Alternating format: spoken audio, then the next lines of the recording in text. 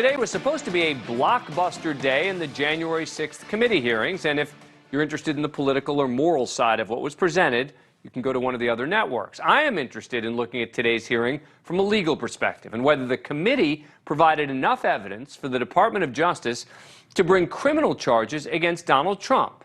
Now, I've long believed the DOJ will not charge the former president unless they can show a direct tie between Trump and the extremists who plotted the violence on January 6th. Going into the proceedings today, I thought this hearing was potentially the biggest so far because the committee was going to produce their evidence, potentially linking Trump to the violent extremists. But I don't think they got there. The first half of today's hearing mostly dealt with a December 18th meeting at the White House between Trump and a group of his most radical advisors, including Rudy Giuliani and Sidney Powell. And while there were a number of juicy tidbits about the absurd plot to overturn the election for the political types to chew on, there wasn't really anything specifically tying Trump to a criminal conspiracy. The closest the committee may have gotten to showing that former President Trump may have been involved in plotting violence was in connection with his former top aide, Steve Bannon. Committee member Stephanie Murphy cited White House phone records showing that Trump talked to Bannon just minutes before Bannon went on the air with an eerily accurate prediction about what would happen at the Capitol the next day. The president spoke to Steve Bannon, his close advisor, at least twice on January 5th. The first conversation they had lasted for 11 minutes. Listen to what Mr. Bannon said that day after the first call he had with the president. All hell is going to break loose tomorrow. It's all converging, and now we're on, as they say, the point of attack, right? The point of attack tomorrow. I'll tell you this. It's not going to happen like you think it's going to happen, okay? It's going to be quite extraordinarily different. And all I can say is strap in. So Trump and Bannon talk on the phone for 11 minutes, and then right after the conversation, Bannon goes on his podcast and stirs up his audience to descend on the Capitol. It's interesting and troubling. But as a legal matter, I would hardly call it a smoking gun. You still need to show exactly what was said and that President Trump was involved in plotting the violence. And while Bannon has agreed to testify, I would not expect him to offer anything to incriminate the former president. Then, committee member Jamie Raskin laid out ties between Trump allies Roger Stone and Michael Flynn and two major extremist groups who were involved in plotting the violence, the Proud Boys and the Oath Keepers. One such ally was Lieutenant General Michael Flynn, Trump's former national security advisor and one of the participants in the unhinged meeting at the White House on December 18th. He also had connections to the Oath Keepers. This photo from December 12th shows Flynn and Patrick Byrne, another Trump ally who was present at that December 18th meeting, guarded by indicted Oath Keeper Roberto Minuta. Another view of this scene shows Oath Keepers leader Stuart Rhodes in the picture as well.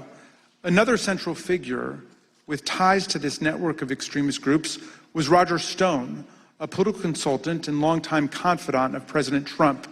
He pardoned both Flynn and Stone in the weeks between the election on November 3rd and January 6th. In the same time frame, Stone communicated with both the Proud Boys and the Oath Keepers regularly. Okay, not a good look, but still doesn't establish the direct link between Trump himself and the extremists that the DOJ appears to be looking for. The committee linked Trump allies and the extremists. They didn't show these allies were specifically acting on Trump's behalf when they were in contact with the extremists. We've long known about Stone and Flynn's relationship to the groups. And then there were several texts that extremists sent ahead of the former president's January 6th speech at the Ellipse, revealing that they seemed to know he was going to spontaneously call for his supporters to march to the Capitol. This is a January 4th text message from a rally organizer to Mike Lindell, the MyPillow CEO.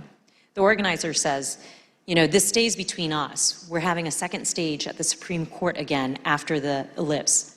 POTUS is going to have us march there / the Capitol. It cannot get out about the second stage because people will try and set up another and sabotage it. It can also not get out about the march because I will be in trouble with the National Park Service and all the agencies. But POTUS is going to just call for it, quote, unexpectedly. The end of the message indicates that the president's plan to have his followers march to the Capitol was not being broadly discussed. And then on the morning of January 5th, Ali Alexander, whose firebrand style concerned Katrina Pearson, sent a similar text to a conservative journalist. Mr. Alexander said, tomorrow, ellipse then U.S. Capitol. Trump is supposed to order us to the Capitol at the end of his speech, but we will see. Okay, so President Trump had planned to announce a march to the Capitol on January 6th.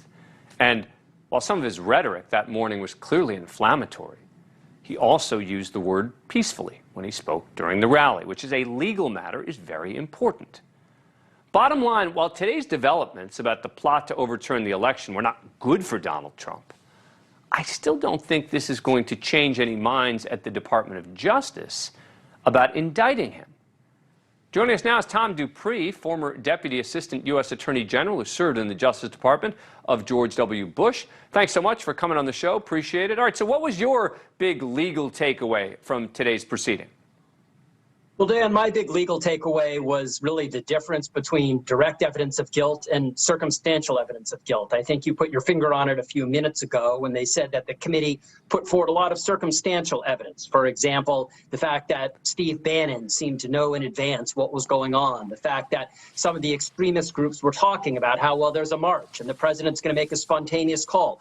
All of that, I would say, is circumstantial evidence, meaning it could support a finding that the president violated a law. But what we didn't hear a lot of today was direct evidence, things that the president himself said, things the president himself actually tweeted, things the president himself actually communicated that would implicate him more at the center of the alleged scheme. You know, I got assailed by the left on Twitter today for saying that I don't think that the Department of Justice is going to indict based on what we heard today, people yelling at me and telling me how dumb I am and I need to shut up because I don't know anything.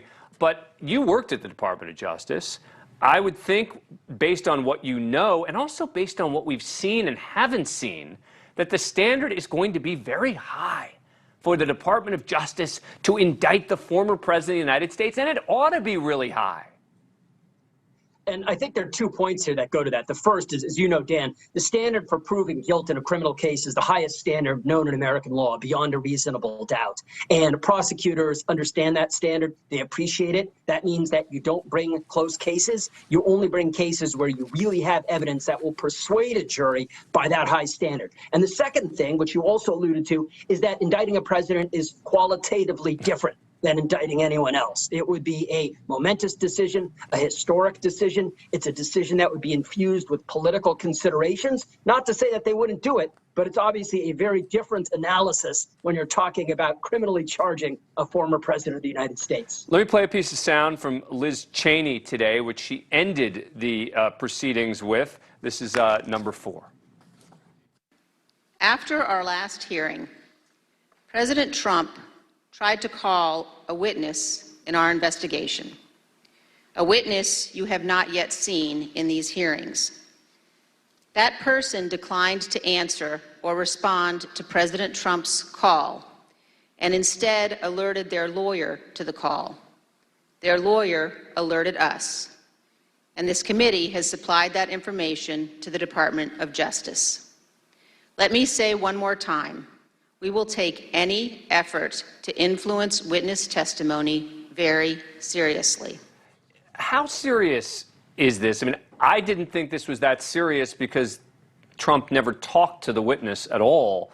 But, you know, I had all these people asking me, calling me, saying, oh, this was the blockbuster of the proceeding. Well, we just don't know enough at this point. I mean, what Representative Cheney said was so general that he made an effort to call a witness, and there's no strict prohibition on calling witnesses. What you can't do is call up a witness and pressure them, obstruct, urge them to testify falsely, threaten them, that sort of thing. And so we don't know what he had in mind when he placed that call, which apparently never was actually connected. Right. And it's not a criminal referral. All they're saying is they're just warning, right? I mean, they're just warning Trump, right? It is. I mean, look, that was a call out to Merrick Garland. There's no question that she said that in order to put the spotlight on the Attorney General by saying in front of the American TV audience that, look, I have told the Attorney General, I have notified the Justice Department about what's going on, really signaling maybe that the ball is in their court and that they might want to do a little bit of investigation along those lines. Yeah, we shall see. Tom Dupree, thanks a lot for coming on the show. Really appreciate it. Thanks for having me. Thank you for watching. Go to newsnationnow.com to find NewsNation on your cable provider. And don't forget to click the red subscribe button below to get more of NewsNation's fact-driven, unbiased coverage.